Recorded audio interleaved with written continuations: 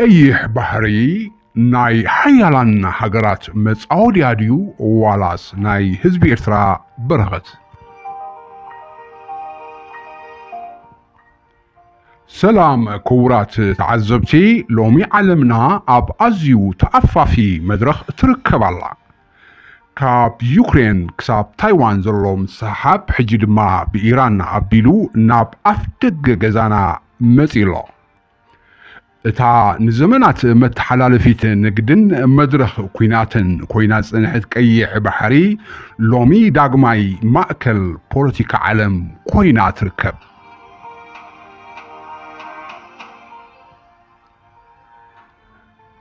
ኣብዚ ዞባ እዚ ልዕሊ 2,000 ኪሎ ሜትር ዝዝርጋሕ ገምገም ባሕሪ ዘለዋ ኤርትራን ልዕሊ 120 ሚልዮን ህዝቢ ሒዛ ባሕሪ ንምርካብ እትቃለስ ዘላ ኢትዮጵያን ኣብ ትሕቲ እቲ ሓድሽ ስርዓት ዓለም ኒው ወርልድ ኦርደር እንታይ ዓይነት ዕጫ ይጽበየና ኣሎ?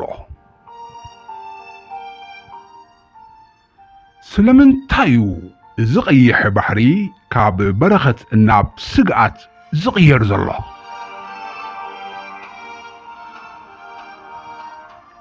እምበኣር ሎሚ ነዚ ምስጢር እዚ ክንሪኦ ኢና።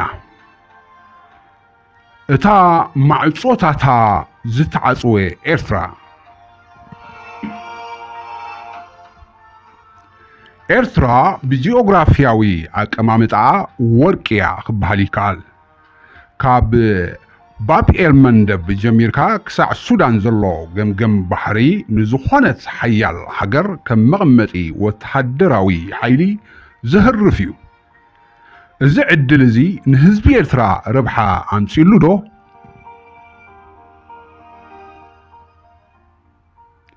ወደባት ዓሰብን ምጽዋዕን ሎሚ ጸጥ ኢለን ይርከባ። ኣብ ዓለም ዋጋ ነዳዲ ክውስኽን ክወድልን ከሎ ህዝቢ ኤርትራ ግን ኩሉ ግዜ ኣብ ከቢድ ዝኾነ ጽቕጥቅጥን ክብሪ ዋጋታትን ይነብር ኣሎ። እዚ ስለምንታይ ኮይኑ ክበሃል ከሎ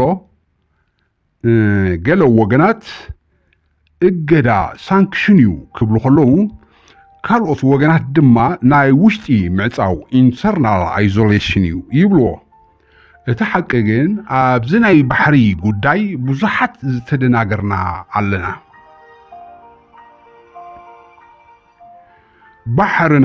ባሕርና ንብል ኢና። እቲ ሓቂ ግን ህዝቢ ኤርትራ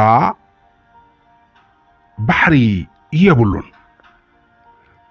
ኤርትራ እዩ ባሕሪ ዘለዋ። እዚ ልዕሊ 2,000 ኪሎ ሜትር ዝዝርጋሕ ሰማያዊ ገምገም ንዓለም መተሓላለፊ ወርቂ ዝኾነ ቦታ እዩ። ንህዝቢ ኤርትራ ግን እዚ ባሕሪ እዚ ስእሊ ጥራሕ እዩ። ኤርትራ ክንድዚ ዝኣክል ገምገም ባሕሪ እናሃለዋ ዓሳ ዘይበልዕ ህዝቢ እዩ ዘለዋ። እዚ ከዓ ካብ ጥሜት ዘይኮነስ ካብ መኽላእ ዝተላዕለ እዩ።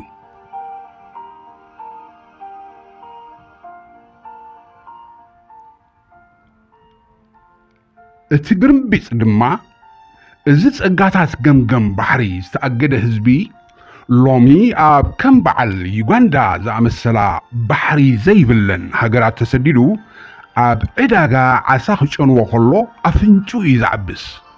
ስለምንታይ? ምኽንያቱ ህዝቢ ምስ ዓሳን ባሕርን ሌላ የብሉን። ምስቲ ብርሃን ዘንጸባረቕ ባሕሪ ምሕምባስን ምስቲ ካብኡ ዝርከብ ሽሻይን ብገዛእ መንግስቱ ዝተኣገደ ህዝቢ እዩ። ዓለም ብየማን ጸጋም ክትጥቀመሉ ኸላ ንቐይሕ ባሕሪ ህዝቢ ኤርትራ ግን ንባሕሩ ከም ጋሻ ይጥምቶ።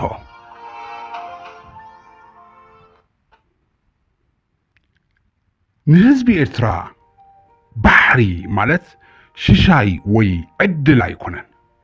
ንዓና ባሕሪ ማለት ኣብ በረኻታት ሊብያ ዝጽበየና ናይ መወዳእታ ፈተና እዩ። ንሕና ንባሕሪ ንፈልጦ ንህይወትና ኣብ ኢድ ኣምላኽ ኣውዲቕና ኢና። ብዘይ ሕጊ ክንሰግር ከለና ጥራሒና ንባሕሪ ነላልዮ እትንኻልኦት መንገዲ ንግዲ ዝኾነ ባሕሪ ንዓና ግን መቓብር ኣሕዋትናን መሕለፊ ስደትናን እዩ ኤርትራ ባሕሪ ኣለዋ ህዝቢ ኤርትራ ግን ልክዕ ከም ህዝቢ ኢትዮጵያ ባሕሪ የብሉን ህዝብና ኣብ ማእከል ማይ እናሃለወ ብፅምኢ ዝሳቐ ህዝቢ እዩ እዚ ድማ እቲ ዝዓበየ ፖለቲካውን ሰብኣውን ዕንወት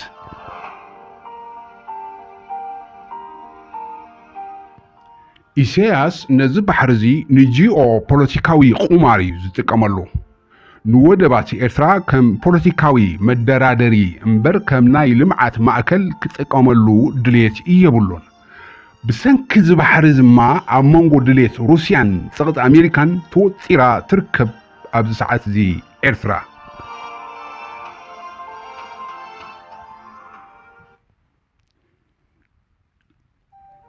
ኢትዮጵያ ኣብ ዓለም ባሕሪ ካብ ዘይብለን ሃገራት ሓንቲ እያ ቁጠብኣ እናዓበየ ክኸይድ ከሎ እቲ ናይ መተሓላለፊ ወደብ ዋጋን ስግኣትን ድማ እናወሰኸ ይኸይድ ኣሎ ካብ ወደብ ጅቡቲ ጥራይ ጽግዕተኛ ዝኾነ ቁጠባ ንሃገራዊ ድሕነት ኢትዮጵያ ስግኣት ኮይኑዎም ኣሎ ኢትዮጵያ ሎሚ ባሕሪ ግድን የድልየና እዩ ክትብል ከላ እዚ ፃውዒት እዚ ኣብ ዞባ ቀይሕ ባሕሪ ዓብይ ምንቅጥቃጥ ፈጢሩ ይርከብ ምስ ኢሳያስ ኣብ ሱዑድያ ዝተገብረ ስምምዕን ምስ ሶማሊላንድ ዝተገብረ ስምምዕን ኩሉ ማእከሉ ቀይሕ ባሕሪ እዩ ሓያላን ሃገራት ድማ ነዚ ናይ ኢትዮጵያ ድሌት ንረብሖኦም ክብሉ ይጥቀምሉ ኣለዉ ኢትዮጵያ ባሕሪ እንተረኺባ ኣብ ዞባዊ ሓይሊ ቀይሕ ባሕሪ ሪጅናል ፓወር ዓብይ ለውጢ ከም ዝመጽእ ይኣምኑ ዓብይ ምስሕሓብ ሓያላን ኣብዚ ባሕሪ እዚ ስለምንታይ እዩ ሎሚ ቀይሕ ባሕሪ ተኣፋፊ ኮይኑ ዘሎ ሁቲ ካብ የመን ዝትኩስዎ ሚሳኤል ጥራሕ ኣይኮነን እንታይ ደኣ ተልኩም ኣብ መንጎ ምብራቕን ምዕራብን ዝካየድ ዘሎ ናይ መን ይዓብጥ ቁማር ሩስያ ኣብ ገምገም ባሕሪ ኤርትራ መደበር ክህልዋ ትደሊ ቻይና ድሮ ኣብ ጅቡቲ ዓብይ ወተሃደራዊ ማዕስከር ኣለዋ ኣሜሪካ እውን ኣብ ጅቡቲ ዓብን ወሳንን ዝኾነ ወተሃደራዊ ማዕስከር ካምፕ ሌሞኒየር ዝበሃል ኣለዋ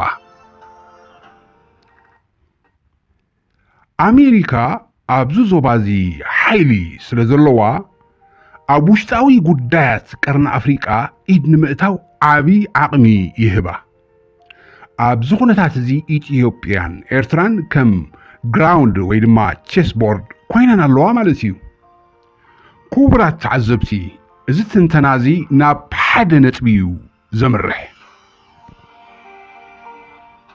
ሰላምን ልምዓትን ቀይሕ ባሕሪ ኣብቲ ናይዞም ህዝብታት ሓበራዊ ስምምዕ ዝምርኮስ ኤርትራ ወደባታ ከፊታ ህዝባ ክትጠቀም እንተዘይጌራ ኢትዮጵያ ድማ ብሰላማዊ መንገዲ ናብ ባሕሪ እትወፀሉ መንገዲ እንተዘይፈጢራ እዚ ዞባ እዚ መፃወድያ ሓያላን ሃገራት ኮይኑ ክተርፍ እዩ